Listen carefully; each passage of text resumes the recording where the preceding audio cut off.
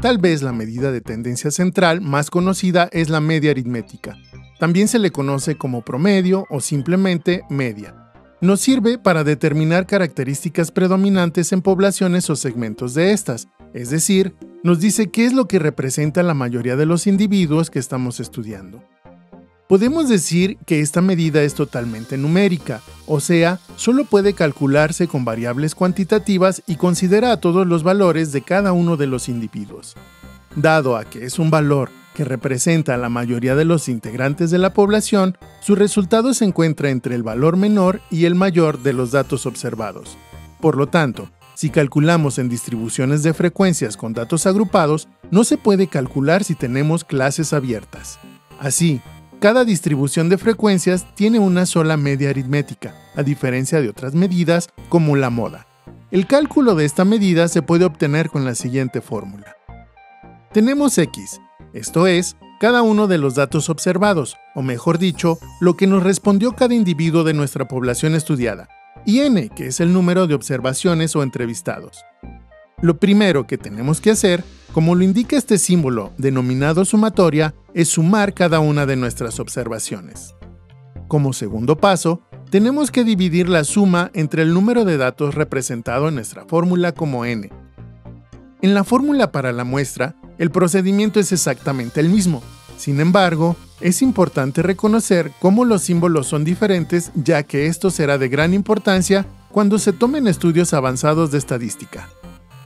De esta manera, n mayúscula representa a toda la población, mientras que n minúscula solamente a una porción de ella, o sea, una muestra. Así también, la media aritmética poblacional se representa con una letra griega llamada mu, y la muestral con x barra. Apliquemos esta fórmula. Se preguntó en diferentes salones cuál era el número de estudiantes que asistían el primer día de clases, y se obtuvieron los siguientes 20 resultados. El dato menor es de 14 y el mayor de 80. Para obtener el resultado, primero tenemos que sumar todos nuestros datos, es decir, x, como nos lo indica esta sección de la fórmula. Nos da un total de 719. Ahora, tenemos que dividirlo entre n, o sea, ¿cuántos datos son? En este ejemplo, entre 20 porque esos son los salones donde tomamos nuestra información. Finalmente, sabemos que la media aritmética de alumnos que asisten el primer día de clases es de 35.95, o sea, casi 36 personas. ¿Por qué es útil saber esto? Digamos que queremos llevar fotocopias para el primer día de clases. ¿Para cuántas personas debo hacerlo? Si llevo solo para pocos asistentes, la mayoría no podrá tenerlas, y si llevo para muchos, desperdiciaría material. Lo óptimo, según nuestro ejemplo, sería llevar para 36 personas. Así, esta medida de tendencia central nos sirve para analizar el comportamiento de la mayoría.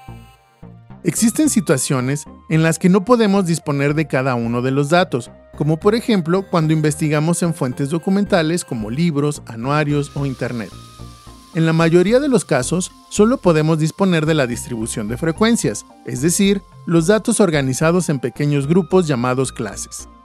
Supongamos que obtenemos los datos sobre los alumnos que asisten el primer día de clases organizados de la siguiente manera. Salones en los que había entre 14 y 25 alumnos fueron 7. Salones con entre 26 y 37 alumnos, 6, y así sucesivamente. En este ejemplo, cada línea de información es una clase. Ahora, veamos cómo varían nuestras fórmulas poblacional y muestral. Vemos que en lugar de x aparece el punto medio y que f representa a cada una de las frecuencias de cada clase. Apliquemos. Lo primero que debemos hacer es obtener los puntos medios. Esto se hace sumando los extremos de la clase y dividiendo entre 2. Así, el punto medio entre 14 y 25 es 19.5. El punto medio entre 26 y 37, 31.5. Y así, para posteriormente multiplicarlos por las frecuencias de cada clase. Cuando tenemos todos, hacemos la sumatoria. Esto es 726. Por último, dividimos entre el número de datos, 20 en nuestro ejemplo. El resultado es de 36.3. Si comparamos los resultados de los dos ejercicios en este video, 35.95 y 36.3, vemos que la diferencia es casi insignificante, por lo que el procedimiento de la media aritmética para datos agregados es una herramienta útil cuando no se disponen de todos los datos. Sin embargo, contar con nuestra información separada siempre nos dará un resultado mucho más preciso. Por último, podemos decir que esta medida es muy común y utilizada en una gran variedad de escenarios. No obstante, hay situaciones que nos obligan a utilizar otro tipo de medidas de tendencia central. La primera de ellas es cuando se da el caso que tenemos valores muy extremos. Por ejemplo, ¿qué tal si tuviéramos un salón con 0 estudiantes o con 500? Obtendríamos un resultado muy diferente y que muy probablemente no reflejaría una situación real. Otra limitante es respecto a los datos agrupados cuando existen clases como 25 o menos y 75 más.